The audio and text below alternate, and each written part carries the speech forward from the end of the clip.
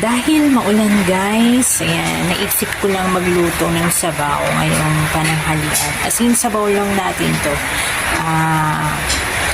Ito ay may patatas, tapos repolyo, paminta. Yun lang ang halo niya. Ginisa lang natin sa luya, bawang, tsaka sibuyas.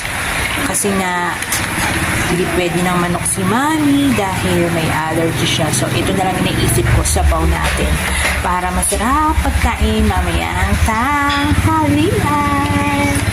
Tapos, nagpaprito lamang ako ng tokwa. Yan.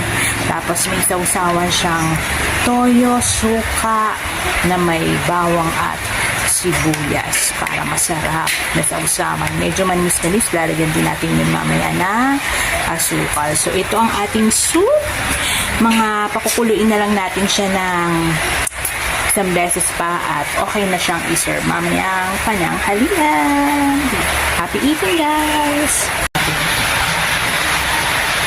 Mainit ka.